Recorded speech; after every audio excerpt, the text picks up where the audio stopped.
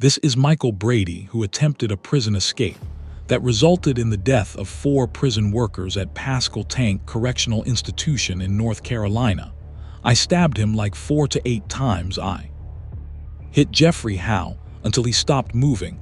I don't know how many times I hit him with a hammer. Brady was facing 24 years in prison for an attempted murder conviction after he shot at a North Carolina state trooper, and 4 years into his sentence, Brady and 3 inmates brutally murdered 4 prison workers with hammers and scissors.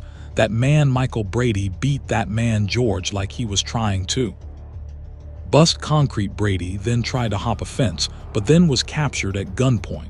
It was like a bloodbath, and I stepped in between Jeffrey and Wendy, and I slid trying to get in because the whole elevator floor was nothing but blood. During the trial, the prosecutors argued that Brady was the one who planned the attack and had no remorse for the killings. We know who originated the plan. We know who led the plan. After Brady is found guilty, he now takes the stand at his sentencing. I'm up here to tell the truth. You can ask me anything you want. I'm going to tell the truth, whether it hurts me, whether it helps me. I don't care about that. You don't believe you're crazy, do you know? I don't think I'm crazy, no. And you do know the difference between right and wrong, yes, so you know murder is wrong. Murder is a different name for a death. But yes, your freedom meant more than their lives, yes. And now the judge reads out the jury's recommendation. Jury unanimously recommending that the defendant be sentenced to death. Brady seems completely emotionless, and the judge later agrees on the death penalty, where he now sits locked up in Colorado awaiting his death sentence. This is Austin Mayers and Timothy Mosley. They were both convicted of murdering 18-year-old Justin back in Waynesville, Ohio. The 2 men, Myers and Mosley, went to Back's house and attempt to rob a safe that belonged to his father.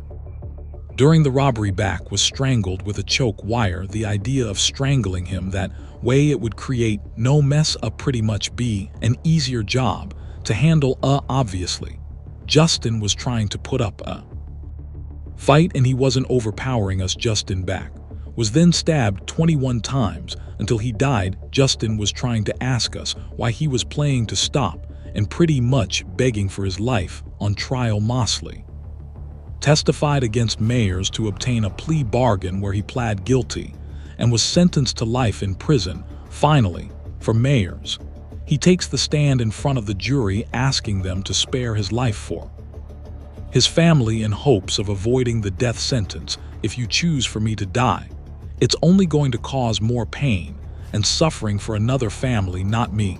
It won't hurt me. I won't feel anything. It's going to hurt more innocent people. This is now the father of Justin Back speaking. I'm not going to stand up here and tell you how much I hate you. That is without question. I would just hope that every time you close your eyes at night you see my son Justin. After the jury recommended the death sentence, this is Mayers' last chance to plead for his life in front of the judge. I think there's a lot of good things I can do with my life if you allow me to keep my life. And the judge doesn't buy it. He hands down the maximum sentence. The defendant does not understand how precious life is. Therefore, the sentence of death shall be imposed upon Austin Gregory Myers on the charge of aggravated murder. Nothing but a slight nod at just 19 years old. This made Myers the youngest Ohio individual to be put on death row. He is currently awaiting his execution at Chillicothe Correctional Institution. There were so many lives destroyed by this, and it was just for nothing. I mean, there was no money in the safe. There was nothing in there. They did this for basically nothing. This is Nico Jenkins, who was convicted on 4 counts of murder when he went on a killing spree in the span of 10 days in Omaha, Nebraska. At 15 years old, Jenkins was sent to a youth correctional facility and served a 10-year sentence in prison for carjacking and assault. A month after his release, Jenkins shot and killed 2 individuals in a robbery. 8 days later, his next victim was a former inmate he originally met in prison. He was shot and killed in his own garage. 2 days after that, Jenkins killed his 4th victim in a carjacking. Jenkins was arrested for unrelated charges, but it was here that cops were able to pin the ammo used in one of the killings to Jenkins. Do you not realize I got Nico Jenkins? Do you not realize that I got Nico Jenkins? I got you. What do you mean you got me? I got your DNA at the murder scene. I got your DNA in the car. Yes, sir. I got the weapon. I got Nico Jenkins. Jenkins pleaded no contest to 4 counts of first-degree murder. He also waived his right to a jury trial, meaning a 3-judge panel will decide if he is innocent or guilty.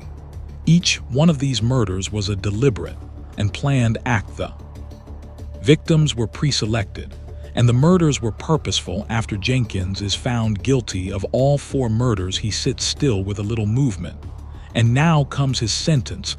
Therefore, this panel finds that the death penalty is appropriate, should be, and is hereby given for each of the 4 murders by the defendant as Jenkins is sentenced to death. He seems to be completely unfazed. He is currently incarcerated at the Nebraska State Penitentiary, awaiting his death sentence. This is Martez Abram, who is convicted on 2 counts of murder for the killings of 2 Walmart employees in South Haven, Mississippi. Abram had worked at the Walmart, but was faced with a suspension after he apparently had a knife on him in the store the day he was suspended. He returned to the store with multiple weapons and opened fire, killing store managers Anthony Brown and Brandon Gales. He was laying on the ground with his eyes open, and I ran up to him, and I looked at him. I said, "Anthony, you please say C1 more time." He also shot an officer who survived due to his bulletproof vest. Once I got out of my vehicle, I heard G shots, and I felt the pressure of the bullet hit my back. He was arrested on site now in court. Abram admits to all crimes. That's you, is it, sir? Yes. Look at it, please, sir. Yes. Mr. Gill is on the floor going down at this point, isn't he? Yes. And that's you shooting him, right? Yes. Look at the screen, sir. Yes, that's you shooting him. Yes. And you admit that you shot him in cold? Yes. You shot him again, didn't you? Yes. After that you went back to the sal paper off, didn't you? Yes. This is one of the victim's wife delivering a victim impact statement. You took Anthony from me on the exact day 20 years earlier that we had our first dat, and now this is when the judge will decide Abram's fate. In count 1, I will sentence you to death. Count 2, you will be sentenced to death.